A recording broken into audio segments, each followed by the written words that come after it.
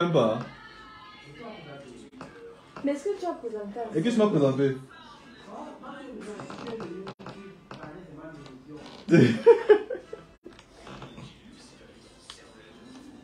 Allez, Luxandra, je pense que c'est à ce moment-là qu'on doit recevoir notre invité, Dieng Won. Bienvenue dans Urban Tube. Merci beaucoup et bonsoir à tout le monde. C'est un heureux plaisir de t'avoir. Tu es au Cameroun, ça fait quelques mois déjà, plusieurs semaines particulièrement.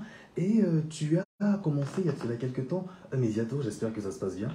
Oui, ça se passe très bien. Ça fait un très plaisir de passer dans tous les médias comme ça. Ouais. Bah, je te présente Luxandra Wanji. Luxandra, Ouais, bonsoir. elle est si formidable. Okay. Merci. Alors, Ousmane Dieng, dit Dieng Won, est un jeune engagé et très passionné de l'art oratoire. Au lycée, il suit une formation en art oratoire. Il faut dire que c'est ce qui te passionne le plus. Alors, ce qui lui ouvre les portes du monde de l'oralité et de la littérature. Il ambitionne de publier un livre de l'écrit à l'oralité, pardon. Alors, entrepreneur culturel malien, fils de Mamadou Dieng et Aminata Koulibaly, né à Djanengela. Ouais. Il faudrait que... à la fin de cette émission, je dois avoir l'accent malien. T'inquiète pas, elle aura l'accent. Parce que tu vas rentrer avec elle au Mali, donc t'inquiète pas, tout sera réglé. Ouais. Alors, il se fait remarquer en créant son organisation nommée Fakan Slam, qui signifie littéralement slam dans la langue de nos pères. Alors, il faut dire que tu es auteur de 10 singles slam sortis sur le marché international. Un album de slam intitulé Penser à l'avenir, paru en 2019, est disponible sur toutes les plateformes légales de téléchargement. Dieng Won, c'est également 5 vidéogrammes en autoproduction, 3 concerts réalisés dans sa carrière artistique. Alors, c'est tout un palmarès là que tu as. Ouais. Alors, tout au long de l'émission, on va parler de ta vie, de ton enfance, de ton présent, de tes projets à venir. Également, on va rentrer en profondeur en ce qui concerne ta vie artistique. Mais qui t'a dit ça, tout ça Non, je fouille. Bienvenue une fois de plus. Merci beaucoup. Commençons justement cette émission en plantant le décor avec cet extrait qui est issu de ta chanson Corruption. Au lieu de montrer le chemin de la vérité, ils ont montré la corruption comme chemin de la vérité. D'où te vient justement cette phrase? Pourquoi l'avoir écrit? Est-ce que là tu parles d'un vécu, particulièrement celui du Mali? Entre la vérité et le mensonge, qu'est-ce qu'ils ont choisi? Ils ont choisi le mensonge pour nous cacher la réalité de notre pays. Au lieu de nous montrer le chemin de la vérité, non. Ils nous ont montré le chemin de la corruption comme le chemin de la vérité. Faire de nous le corrompus car ils nous ont corrompus. Tout le problème de l'Afrique aujourd'hui est dû à ça. Tout ce que vous voyez ici en Afrique, surtout en Afrique de l'Ouest, c'est dû à ça. Les coups d'État, les manipulations, tu vois les sorties, les gens sont en train de brûler beaucoup de choses dans les rues et au goudron. C'est dû à ça. Parce que la population a encaissé beaucoup de choses. Ouais. Parce qu'ils ont su que ces dirigeants-là, depuis des années, et ils sont là. C'est-à-dire que c'est le même jeu. Ouais. C'est le même jeu et les mêmes couleurs. Ça ne change pas. Et quand ça ne change pas, ça devient un problème. Et dans cette chanson, ou dans ce slam, tu comprendras que je suis en train de montrer que si tout le monde ne s'implique pas pour lutter contre la corruption, il y aura ce qu'on appelle à la fin la chute d'un pays ou d'un État. Et là, c'est un problème. Voilà. Parce que j'ai dit, entre la vérité et le mensonge, qu'est-ce qu'ils ont choisi? Mais qui? Mais c'est toute une métaphore. C'est tellement métaphorique, hein? Mais ceux qui sont visés, ils comprennent déjà. Quand tu regardes le refrain qui est chanté, on dit, si vous voulez qu'un pays soit construit, il faut lutter contre la corruption. Un pays ne peut pas se développer, ni un continent, il ne peut pas se développer sans la lutte contre la corruption. C'est très très important pour notre continent, pour notre pays, partout que ce soit en Afrique. Sinon même la corruption, ça existe ailleurs. Mais ils ont essayé de trouver une solution à ça. Il y a un mot qui revient perpétuellement, le terme corruption, qui est justement le titre de cette chanson qu'on va écouter dans quelques instants. Lorsqu'on parcourt l'entièreté des productions que tu mets sur le marché, on se rend compte de cet aspect-là, l'engagement. L'engagement que tu as au travers de tes titres. Est-ce que quelque part, Dieng, tu n'as pas peur des représailles? Est-ce qu'on te laisse librement t'exprimer ainsi au Mali? Même question qu'hier, à l'autre côté de la radio. Ok, je vais essayer de répondre encore. Je l'ai dit hier, même question, hein, je ne sais pas. Vous avez écouté l'émission? Bien sûr. Ah. Ok, je vois. Donc, oui, souvent c'est très difficile. Ce n'est pas du tout facile. Il y a des événements qui vont essayer de t'éviter. Ils vont dire que bon, on ne va pas inviter celui-là. Comme ici, par exemple, lorsque j'ai décidé de faire un concert ici, j'ai appelé une organisation, une institution en essayant pour qu'elle puisse m'aider. Je ne vais pas citer le nom. Mais la personne a dit, bon, Dieng Guan, je sais ce que tu es en train de faire, je sais le message que tu es en train de véhiculer, mais nous, on préfère d'être neutre, quoi. Donc pour cette fois-ci, tu peux faire ça, et prochainement, on va essayer de t'accompagner. Particulièrement? Mais essaye de voir. Donc ça veut dire qu'il y a un souci. Le message que j'ai, à cause de ça, cette organisation n'a pas voulu m'accompagner. C'est ce que j'ai compris. N'a pas voulu t'accompagner pour cette prestation que tu auras naturellement dans ce pays particulier, le Cameroun. Mais dans ton propre pays, comment est-ce que les autres te regardent? Oui. Quelles sont les difficultés que tu traverses dans ce contexte-là? Donc, dans ce contexte-là, quel qu'en soit, parce qu'il y a eu des générations avant moi dans le domaine du rap qui n'a rien à voir dans le domaine de l'islam, qui étaient très très engagés. Il y avait le groupe, un groupe qui s'appelle Tatapin. C'était leur quotidien à lutter contre la corruption, l'injustice sociale. Hein? Beaucoup de ces rappeurs comme Milmo N. Sahel, comme Master Soumi, c'est leur quotidien. Ouais. Donc, il y a quand même un public. Notre public est très très restreint. Mais il y a notre public qui nous écoute et qui nous comprend. Et il y aura toujours quelqu'un qui va nous écouter, qui va nous suivre, quel qu'en soit notre combat. Mais on a aussi, il y a ces deux côtés. La vie même c'est comme ça, des côtés négatifs et des côtés positifs. Il y a d'autres qui seront avec toi, il y a d'autres qui ne seront pas avec toi. Mais il faut être sur le bon chemin. Il faut avoir cette vision de positivité pour au moins avancer les choses. Il faut qu'il y ait une jeunesse consciente pour essayer de développer et changer les choses. On ne peut pas être la même chose, on ne peut pas avoir la même vision. Ça c'est clair.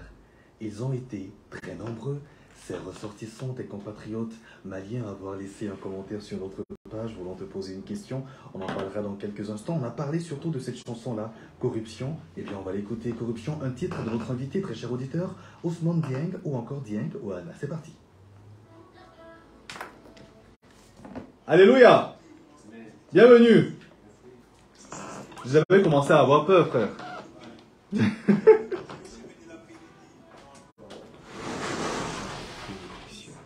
Comme le chemin de la vérité.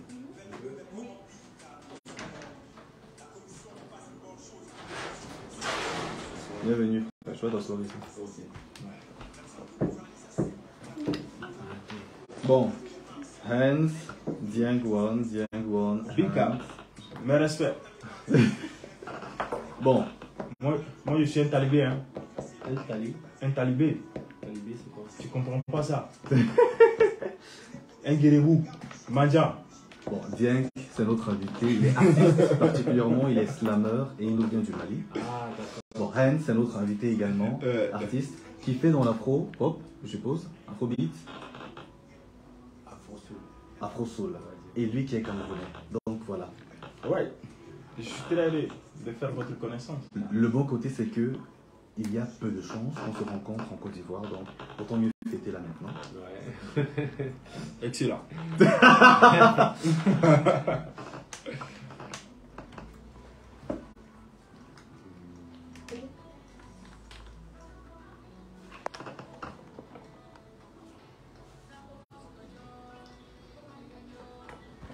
Hans, tiens.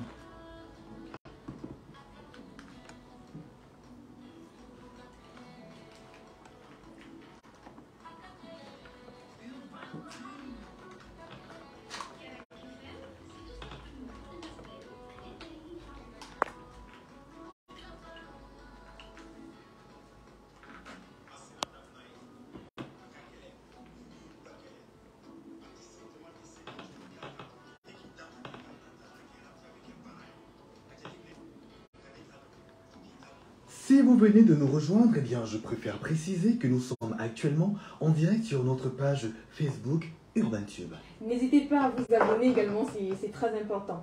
Alors en 2018, Dieng Wan, tu as créé Fakam Slam. Fakam Slam, alors qui est une association constituée des poètes du Mali et d'ailleurs.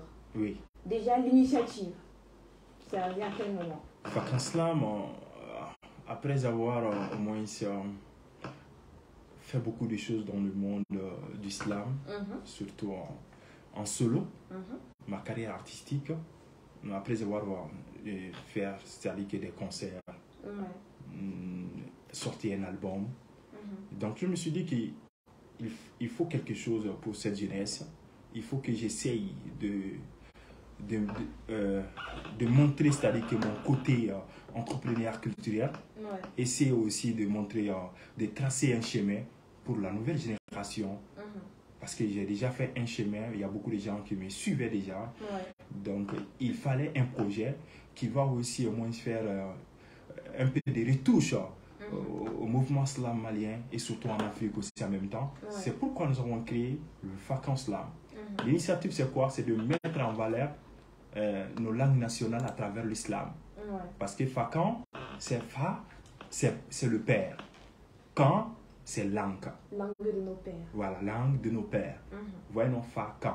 Donc, parce que l'arrivée d'islam au Mali, en réalité en Afrique, les gens croyaient que tout simplement que si tu ne fais pas l'islam en langue française, ça veut dire que tu n'es pas un islamère. Donc, et ceux qui font l'islam en langue nationale, ils n'étaient pas au moins si très considérés.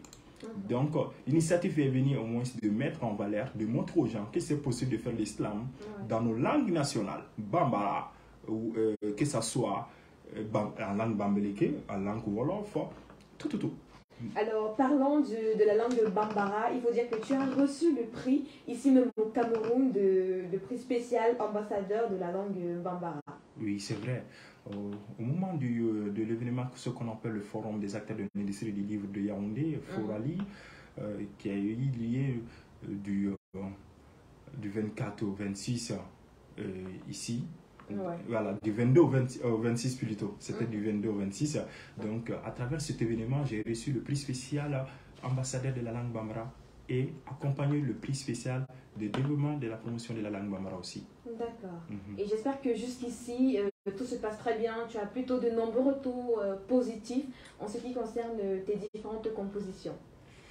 Oui, alhamdoulilah, ça se passe très bien parce que je dirais que mes rencontres, c'est-à-dire qu'ici, au Cameroun, ça a été extraordinaire et je ne vais jamais oublier. J'ai rencontré, c'est-à-dire que des gens extraordinaires, exceptionnels qui m'ont marqué et ça restera toujours dans mes esprits. Le prochain qui va te marquer, eh bien, ce sera Hans. Mais avant cela, parlons justement également de cette autre composition. Il faut dire que dans les péripéties que tu rencontres au quotidien, particulièrement dans ta carrière musicale, tu ne désespères pas. Et pour toi, le succès t'appelle. Le titre justement de la chanson qu'on va s'écouter tout de suite et maintenant.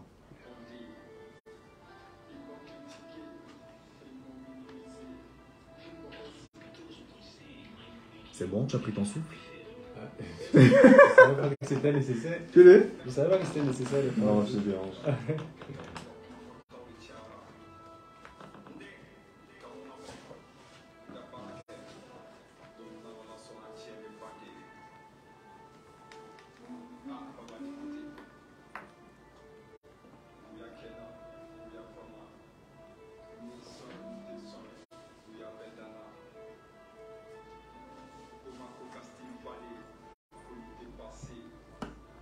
Le succès m'appelle, une nécessité pour toi de pouvoir justement t'affirmer. Est-ce que c'était là pour présenter le besoin que tu as de sécurité? Oui, le succès m'appelle. Un single sorti juste après un concert donné, mon tout premier concert en 2018. Voilà, un concert slam. Et en ce moment, quand tu disais aux gens l'islam, ils vont te dire l'islam. Parce qu'ils ne connaissaient pas. L'islam est venu au Mali en 2006. Ouais, non. Mais avec tout ça, il y avait beaucoup de difficultés pour que le public puisse au moins se connaître, la population puisse connaître réellement qu'est-ce que c'est si magnifique. Ouais. Mais en ce moment, moi, j'ai décidé de faire un concert payant. C'était pas gratuit. Ouais, non. Et ça a été au moins un concert très réussi. Ça a été une réussite, je peux dire, totale, même quel qu'en soit. Dans un événement, il y a toujours des trucs à dire. Donc, juste après ça, en organisant, c'est-à-dire qu'en organisant cet événement, j'ai eu beaucoup de difficultés. Et j'ai eu beaucoup de couleurs désirées devant moi. Et j'ai eu beaucoup de couleurs de peau. J'ai essayé de parler de tout ça, essayer de parler de ma carrière, essayer de savoir, c'est-à-dire que la vie et ses circonstances. Ce que j'ai vécu réellement, tout ce que je suis en train de dire dans les secondes, ce ne sont pas des mythes ou des trucs, mais il y a des métaphores qui sont dedans et qui montrent cette jeunesse et il faut aller de l'avant, quelles qu'en soient les difficultés, quelles qu'en soient. Même si ça ne va pas aujourd'hui, il faut continuer de te battre pour votre passion, continuer de te battre pour votre rêve. Tu as choisi justement faire du slam, ta carrière sur le plan artistique, ce couloir-là particulièrement. Pourquoi et surtout que représentent les mots pour toi? Les mots, si les mots sont là, il faut que les mots soignent les mots. Sinon, il y a un souci. Il ne faut pas avoir tout simplement les mots, il ne faut pas parler parce que vous aimez parler. Il ne faut pas parler parce que c'est comment tu peux parler, mais il faut parler parce qu'il y a des nécessités, il faut parler pour conscientiser, pour éduquer, pour guider cette jeunesse, pour aller, c'est-à-dire que sur le bon chemin. Ouais. Tout ce que vous allez décider de le faire, il faut avoir, c'est-à-dire un objectif bien déterminé. Il faut avoir, c'est-à-dire une vision de dire, moi je suis en train de faire de l'islam, j'ai décidé d'écrire, j'ai décidé de parler et ça doit être un objectif pour toi. Il faut un combat très noble. Imagine aujourd'hui mon combat, l'un de mes combats, c'est quoi? C'est de valoriser nos langues nationales, langues africaines à travers l'islam, essayer de guider cette jeunesse sur le bon chemin, de montrer cette jeunesse-là que c'est important d'avoir d'autres jeunes conscients, de guider les jeunes qui sont hors chemin. Ouais. Parce que c'est important de savoir que de ne pas te comporter à certaines façons et de ne pas toucher à certains trucs. Et c'est important de savoir que de faire la fête est différent de gâter votre avenir. Nos mamans, nos pères, nos parents ne peuvent pas faire tout ça à notre place. Il faut des jeunes engagés autour de nous parce que quand tu es jeune, il faut impacter votre entourage positivement. C'est important. Ouais. Il faut être exemplaire parce qu'il y a des gens qui te suivent. Ouais. Impacter positivement, ça c'est ce que je retiens. À côté de mots, si on place amour, que représente l'amour pour toi justement? Tout. Parce que il y a un adage qui disait, si je ne me trompe pas, c'est Gandhi. Il a dit que la haine, pour chasser la haine, il faut l'amour. Ou bien. Et c'est là je te dis amour et mots. Donc il faut amour. Amour, c'est toute une vie. Tout est lié à ça. La vie, l'enfance, ce qu'on appelle la jeunesse, la vieillesse. Et tout si ça. je te dis amour et mots, ça te fait penser à quoi? Amour et mots, c'est une émission qui s'appelle Amour et mots, dont ils m'ont invité dans une émission